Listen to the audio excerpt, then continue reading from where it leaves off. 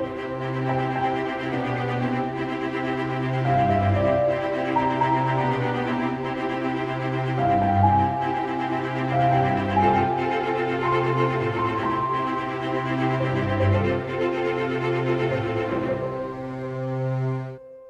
everyone and welcome back to Superboy Beyond, and today we are returning to the Ruby Spears Superman animated series from 1988, and we are quickly approaching the end. This is episode 10. There's only 13 episodes. Man, I'm going to be quite sad when we get to the end of this, because I really do like this show quite a bit. But yeah, well, just so you know, this was, even though there was only 13 episodes of the series proper, there was another use of the Ruby Spears animated models. Yeah, for a commercial or something, you said? Yes, it was a commercial. It was like a year after this for the Boys and Girls Clubs of America. And they actually got Bo Weaver and Mary McDonald Lewis to come back as Superman and Wonder Woman. Well, that's cool. I'm glad it returned for something, but no, I'd have rathered another season of this show, you know. But yeah, I would have rather a full 26 episodes. Yeah, me too, definitely. So yeah, we might as well get straight into this. If this is your first time watching alongside us, it's not like a typical YouTube reaction video. You're not going to hear any audio from the episode. There'll be a very heavily filtered version up there in the middle. It's purely so you can keep in time with us. You know, somebody knocks at the door, phone rings, dog needs to be let out. It just lets you get back in sync with us without having to mess around so much. So yeah, get your DVD ready. This is season 1. It's the only season. Season 1, episode 10, The Beast Beneath These Streets. In 3, 2, 1, play.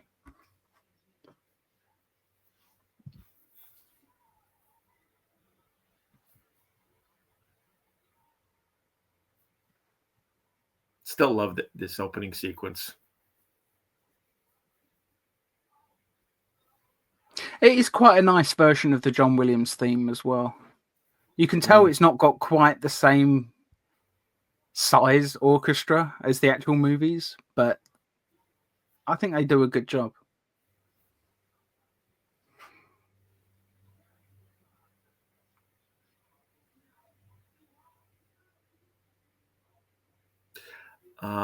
And in this episode, we're going to have two voices in here that are from other properties. Okay. One of them is going to be the voice of the mayor. Just listen to his voice and tell me if you recognize who it is. Okay, I'll listen carefully.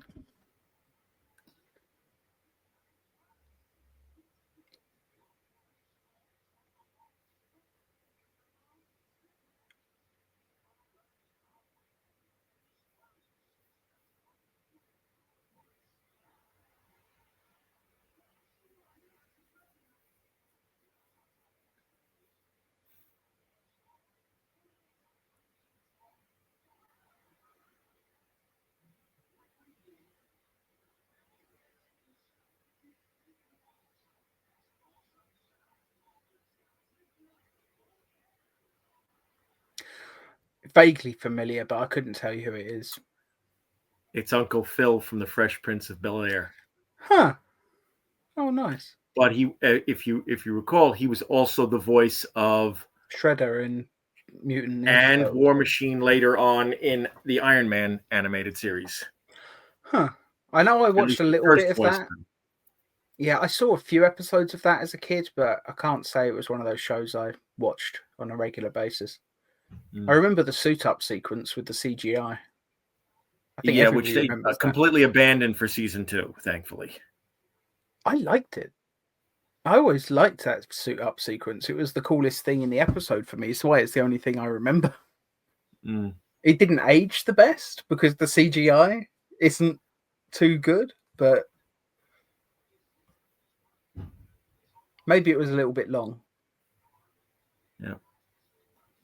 Yeah, I always preferred the 90s Incredible Hulk animated series over Iron Man. Mm. So now we get the history of here, and this is essentially what they're doing is a variation on the whole story of Seattle, how there is the underground city in Seattle after the Great Seattle Fire of the 1800s. Part of the city was buried, and a lot of it, is it's. I think it's heavily referenced. Well, heavily inspired by the second Kolchak, the Night Stalker TV movie, The Night Strangler. You've got an immortal monster living in the old city. It's a fun idea. And so is the old city still down there? Like it still exists? Wow. Parts of it are, yeah. And they actually have a tour. I hope they give tours. Oh, good. They do. Yeah.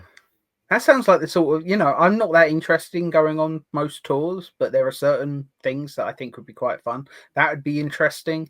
Like there's a load of unused, like old sort of tube stations, subway stations in London that are just completely unused these days. I'd love to see some of those. Yep. Yeah. Just abandoned old sort of places that used to be used daily by sometimes hundreds or thousands of people that are just nobody set foot there in a long time. That's just fascinating. Yep. Now, the other voice is the voice of Dr. Morpheus, the monster here. Let's see if you recognize the voice when you hear him speak the first time. Okay, I'll listen carefully. He, like Uncle Phil, also was in a Marvel project.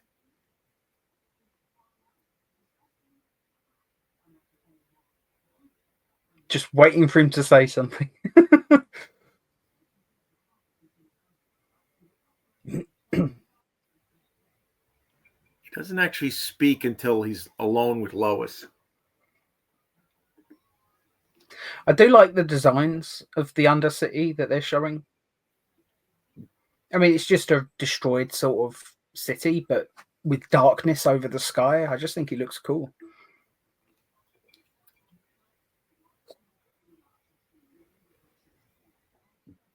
Not wildly keen on the design of the monster, though.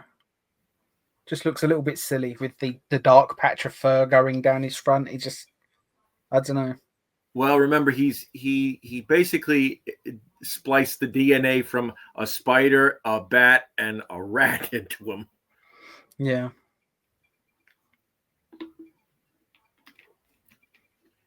So it's a combination between all three. I like that Lois's balcony looks almost exactly like Superman the movie. It's got the plants, it's got the actual balcony. A lot of stuff here.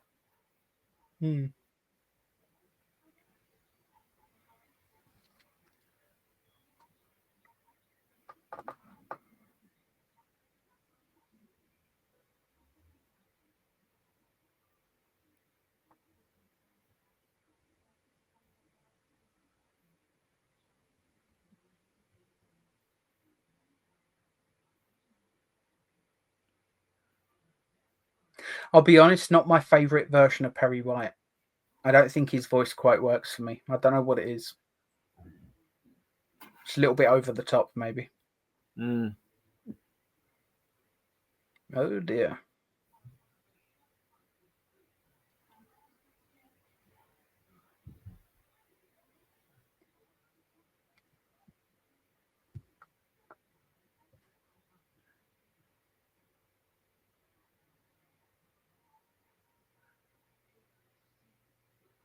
Yeah, it's just the pattern of his fur, the way it goes down and then sort of goes around his hips. It makes it look like he's wearing sort of a unitard type thing, or like a wrestler's. And when you look at him from the back, there's no evidence of the fur.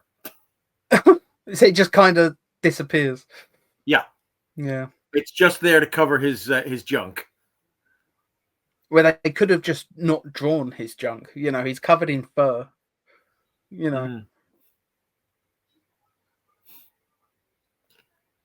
I don't know. Yeah. So, want to take a guess on the voice? I mean, again, it's vaguely familiar. I couldn't tell you who it is though. That's actor Dan Gilvezan, who was the voice of Spider-Man in Spider-Man and His Amazing Friends. And he was I never also actually watched that show, so he was also the voice of Bumblebee on the original Transformers. huh. Yeah, he sounded vaguely familiar, but I would never have been able to tell you that. And it's funny that one of the powers that Dr. Morpheus has in his monstrous form is spider powers.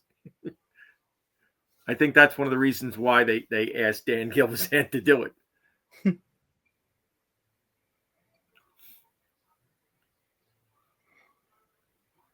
It's funny, this scene, him getting zapped by the giant machine, it reminds me vaguely of Superman 3 as well. Mm.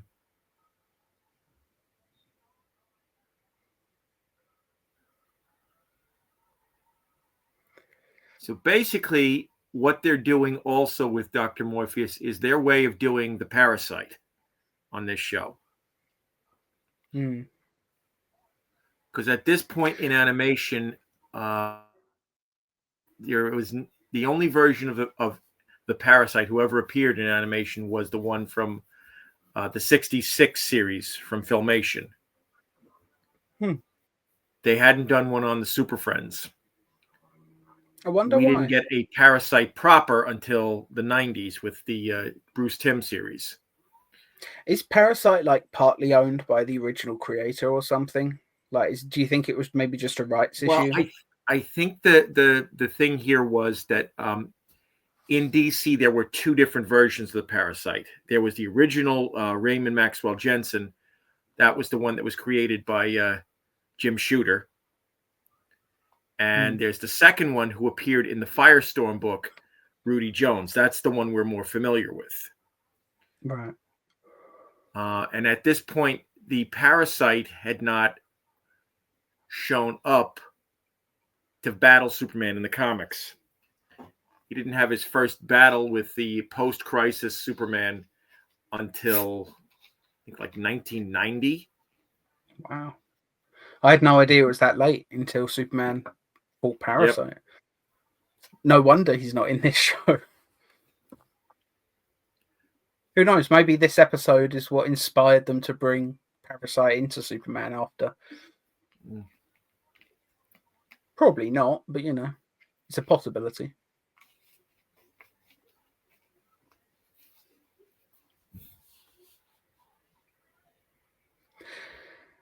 All I can think is, in that real Undercity that you talked about, I wish someone would make like a horror movie or something down there. You could do like a zombie movie. That would be so much fun. Well, the closest we've ever gotten to that was, the Night Strangler with Carl Kolchak. Did they actually shoot it down there, or was it like on set? No. The whole thing is that the way they did it in the TV movie was they built sets that were supposed to be underground because there's not that much of the original city down there. It's just small sections. The only part of it that is actually real from Seattle is the entrance into it. That's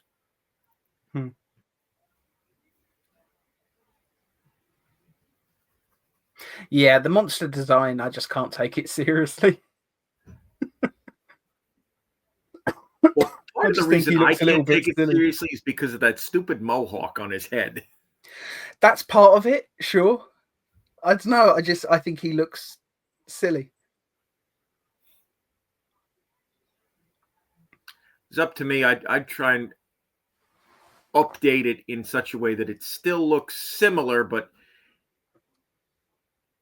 is better. Just make it look a little bit more intimidating. It looks a little bit laughable at the moment. Well, remember, you're looking at it through the modern lens. Back in 1988, this was pretty bad. And I don't mean bad in the sense of, awful. Yeah. And the two thugs here are also being voiced by Uncle Phil and Dan Gilvezan. To save money, they brought him in for an episode. They might as well get him to do another voice. Well, that's the thing. This is back during the period where you had a stable of actors and actresses who would do multiple voices in shows. Let's face it, Filmation was notorious for that sort of thing, weren't they? Yeah. Just look at Star Trek, the animated series. How many voices the cast of that do? Yeah, and then look at their later projects. How many shows had Alan Oppenheimer as the villain?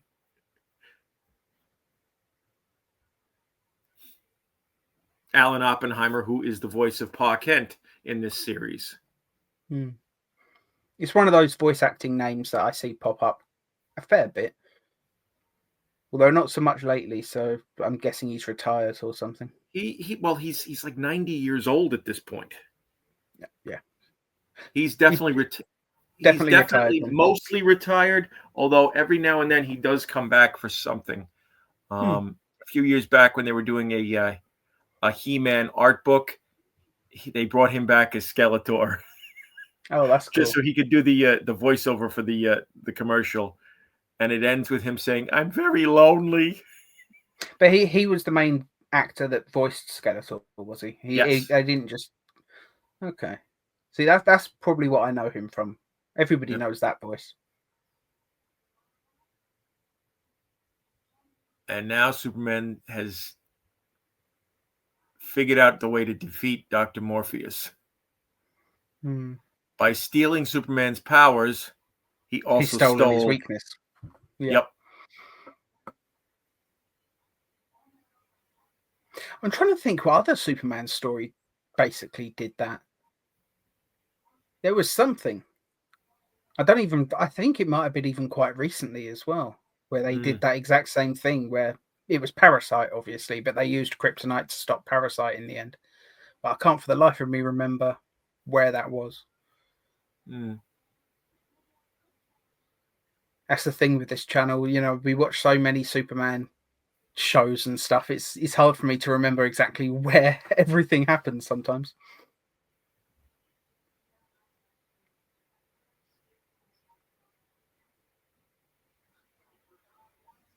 I think part of it with me is the ears. Maybe they were more pointed. They'd look more bat-like. But at the moment, it just...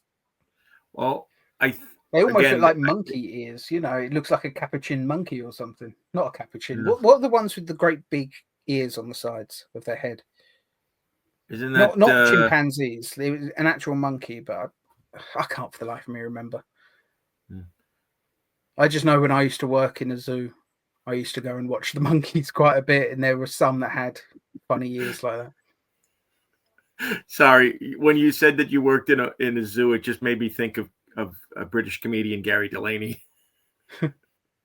when he did that bit about he saw the monkeys wanking. And I'll just leave it at that.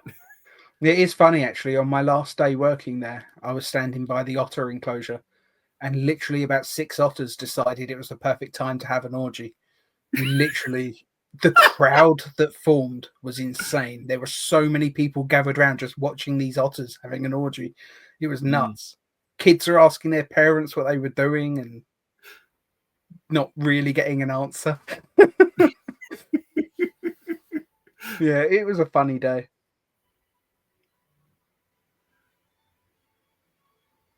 Yeah, I get your point about the ears, though. It kind of makes him almost look like a deranged Mickey Mouse.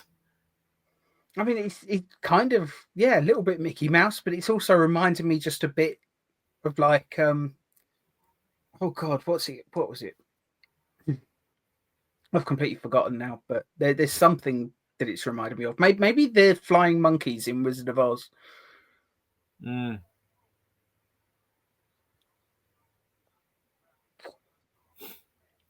No, I do. Yeah, Jimmy, that's a great idea. Witch. Hit him with a stick.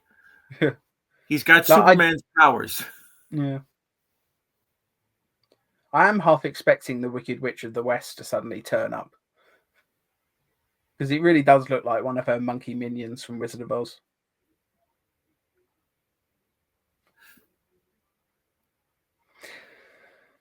So, that's an interesting idea, though. Using the camera flash, because with the bat DNA, he would have some light sensitivity, presumably. Yeah, plus the fact that he's been underground for over a century. Yeah. So his eyes are not accustomed to light. They almost could have used with some, like ultrasonic sort of sound wave type thing, just to make it, just to deafen it or something, mess with the bat's sonar.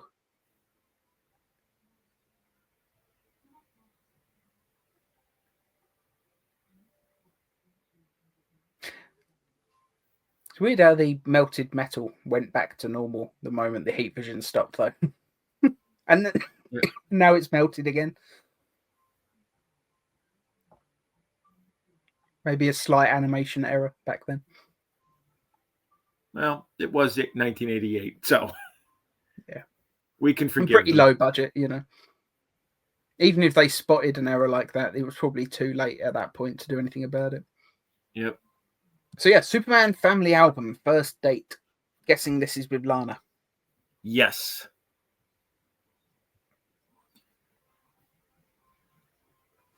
Looks like it's quite a short one this week. Only just over 4 minutes.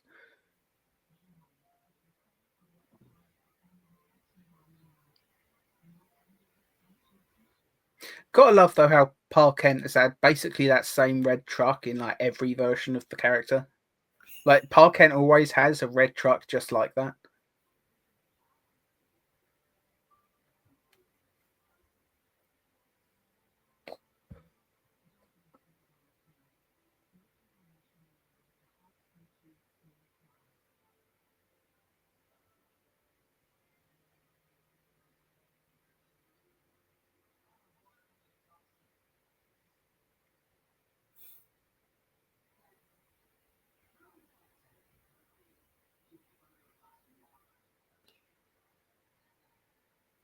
Now, Clark, I would have thought that Ma and Pa taught you better. You're supposed to get out of the truck and open the door for the lady. Hmm.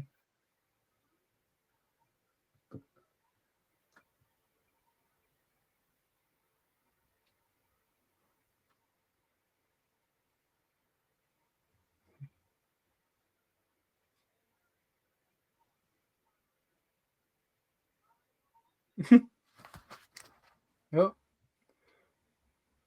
Oh dear.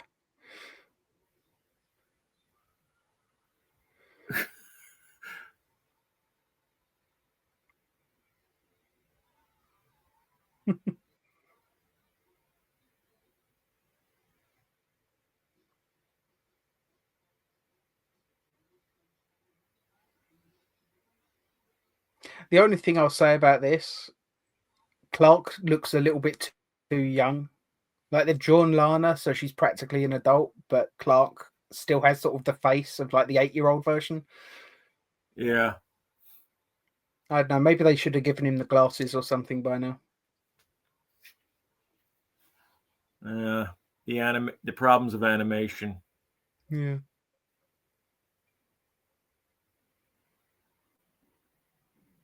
I suppose should consider myself lucky, really, that the show when they had child Clark didn't just look like a short adult. Because let's face it, there's a problem with a lot of artists; they can't draw kids.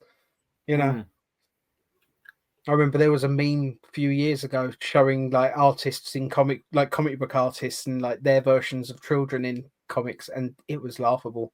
The number of them that just looked like little old men, but just really, really short. It was ridiculous. Mm. But let's face it, even the best artists have things they're not so good at. Yeah. Like Kurt Swan. He could draw absolutely perfect, but he could not come up with modern designs of costumes. Although some of them work. The Atomic Skull's got a pretty cool costume. Yes, but, the 1970s version of Metallo. Yeah, that not so much, yeah. Although I did still steal a little bit of that design for season 5, didn't they? Yes.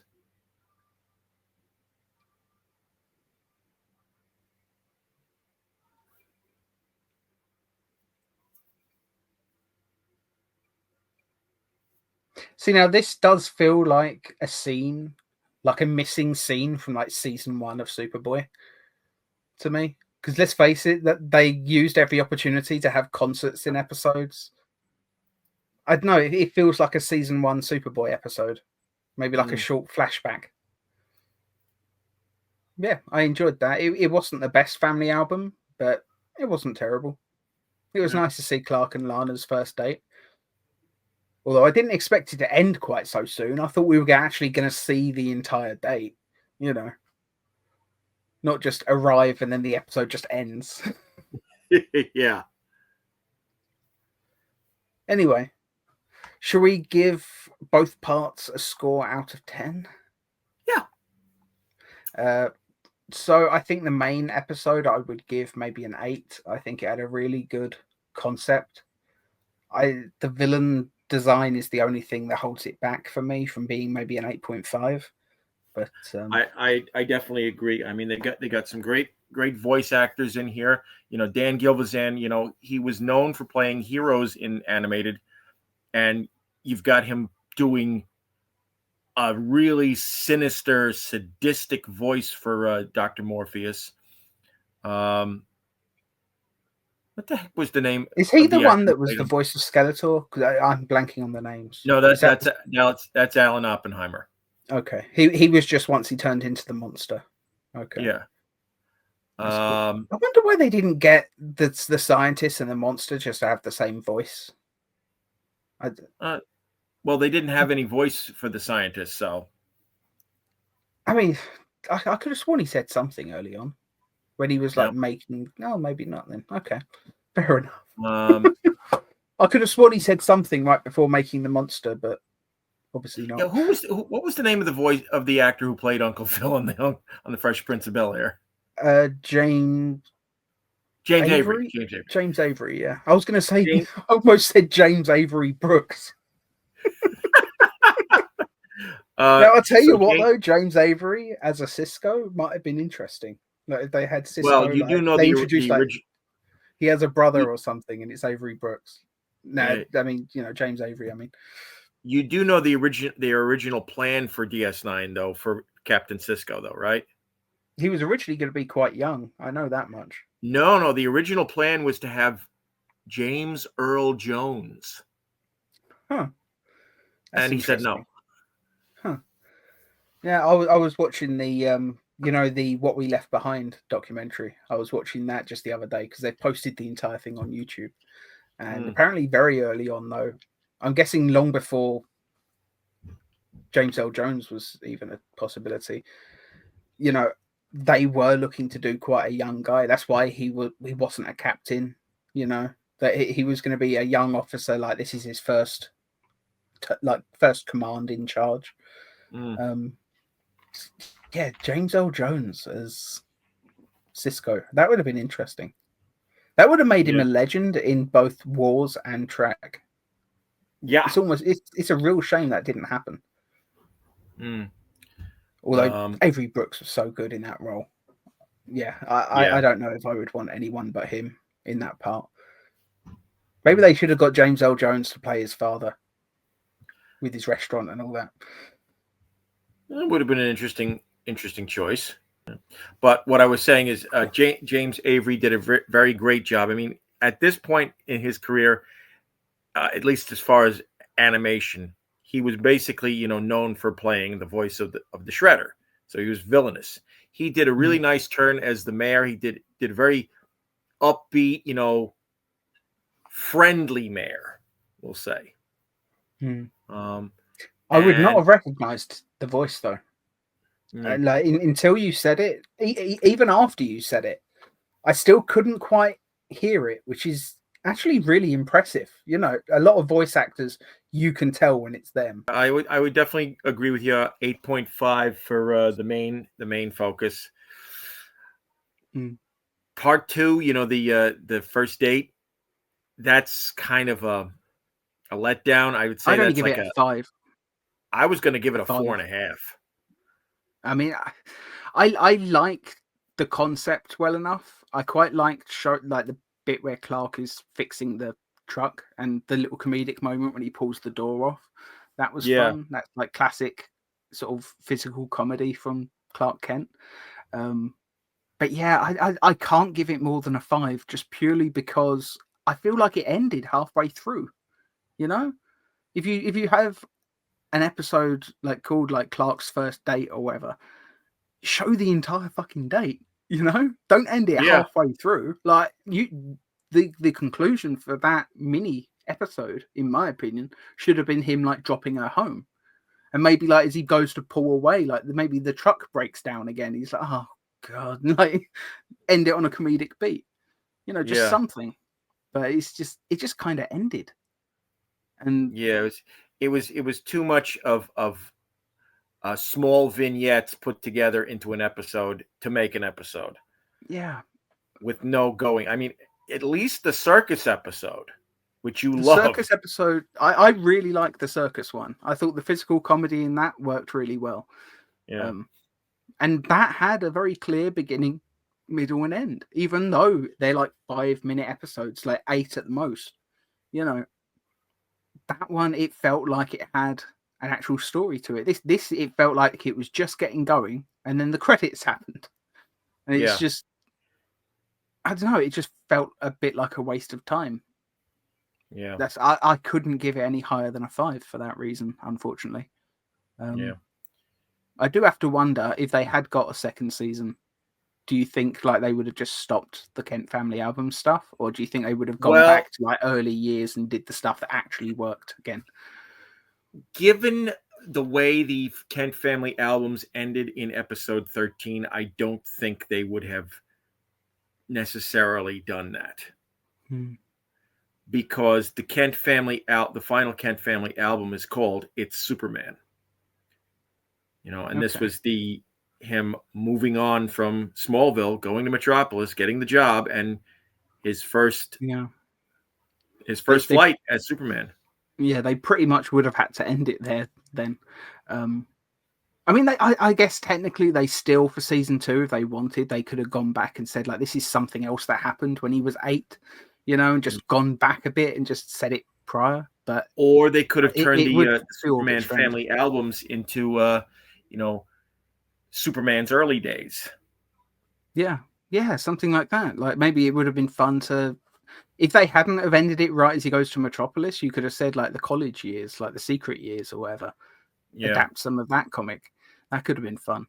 But yeah, I'm There's just only talking. one person who could probably answer that question for us.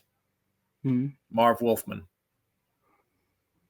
If I ever see him at a convention, I will bring it up. That's for sure. I've met him once before. I have his autograph, but I hadn't seen this show back then. So, Yeah. I couldn't ask him about it because I didn't know anything about it. All I knew was that they reused the John Williams theme in the intro. That's literally all I knew. Yep. But yeah, 5 for part 2 of this episode. 8.5 did we give it for part 1? Yes. Yeah. Yep. Solid, but far from perfect.